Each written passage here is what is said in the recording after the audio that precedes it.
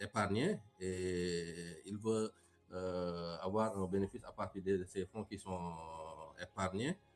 Ou bien il veut utiliser d'autres services bancaires. Hein. En général, c'est ça qui amène le client au niveau de la banque conventionnelle ou de la banque islamique. Maintenant, c'est vraiment les méthodes qui diffèrent. Hein. Donc, du point de vue du banquier, donc le modèle opérationnel est profondément modifié. Hein, et on peut dire à 3 niveaux. Déjà, il y a la nature des opérations. Donc, la banque passe d'un métier de prêteur à un métier, on peut dire, de commerçant sur certaines activités, ou bien de bailleur sur certains types de contrats, ou d'investisseur, et parfois même, on peut dire, de sous-traitant hein, sur certains types de contrats. C'est vraiment les activités que nous menons dans la vie réelle qui sont, on peut apporter au niveau de la banque. Donc, ce qui demande quand même en termes de skills, une certaine spécialisation dans certains domaines d'activité. Hein. C'est pourquoi même de plus en plus le terme banque islamique commence à être contesté. Hein. Dans certains pays, on commence de plus en plus à voir des types de compagnies qui sont spécialisées sur des contrats types en finance islamique. Par exemple, on voit des compagnies qui sont spécialisées dans la vente, des compagnies Murabaha, des compagnies qui sont spécialisées dans l'investissement. Mais dans notre zone, quand même, il faut dire que c'est le système de banque islamique qui est adopté et c'est le système qui est le plus largement aussi adopté. Donc, l'autre niveau aussi où il y a des changements aussi, c'est le système d'information.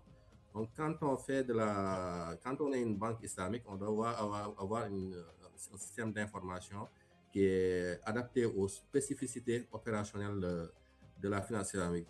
Je dis souvent que quand on veut développer un logiciel de finance islamique, hein, d'un point de vue opérationnel, donc on peut rassembler, par exemple, pour tout ce qui s'agit de vente, de contrats de vente, on peut prendre un logiciel de gestion commerciale, donc, parce que c'est du commerce qu'on veut. Pour tout ce qui est location ou autre, on peut se baser sur un contrat de location, on peut se baser sur un logiciel de gestion immobilière et autres, par exemple. Et pour les autres types de contrats aussi, c'est des activités qui existent et pour lesquelles les acteurs ont déjà développé, on peut dire, des systèmes d'information. Et tout ce mix-là peut être rassemblé en un lieu pour servir de système d'information pour la finance islamique. Il faut aussi prendre en compte aussi tout ce qui est, parce qu'on parle d'activités d'investissement, donc dans les systèmes d'information, en termes de configuration aussi, prendre en compte tout ce qui est répartition des bénéfices et autres, parce que là, le système change carrément. Parce que dans la finance conventionnelle, c'est plutôt les créances rattachées, les dettes rattachées ou autres qui sont utilisées pour la gestion des échéances. Mais dans la finance islamique, c'est d'autres types de contrats. Parce que là, c'est vraiment la redistribution du profit qui est utilisé. Et ce qui fait appel à un autre type de moteur de calcul.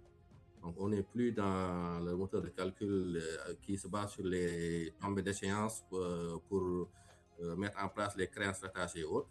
Là, c'est vraiment le bénéfice qui est généré par l'activité qui est redistribué à travers des clés de répartition bien définies. L'autre aspect aussi qui change en tant que banquier, c'est la gouvernance et le contrôle. Parce qu'au-delà de la gouvernance, du système de contrôle interne traditionnel qu'on a, qui permet de voir est-ce que les ratios financiers et autres sont bien respectés, est-ce que en termes de contrôle, les opérations sont bien sécurisées. Il y a l'apparition d'un autre type de contrôle, ou d'un autre type de gouvernance qui est la gouvernance charia.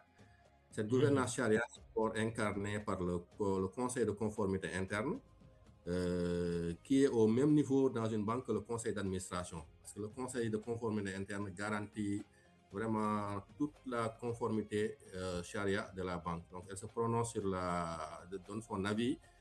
Et quand on parle d'avis, c'est un avis qui est obligatoirement appliqué par la banque. Donc, sur la conformité des activités de la banque.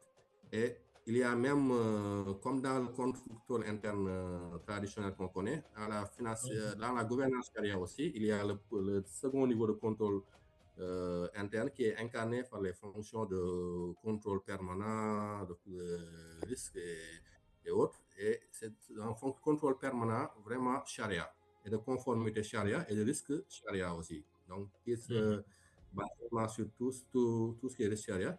Et il y a aussi le troisième niveau de contrôle interne qui est l'audit charia, qui est directement rattaché au conseil de conformité interne, comme l'audit interne est rattaché en général directement au comité d'audit qui est une émanation du conseil d'administration. Donc, au niveau de la gouvernance,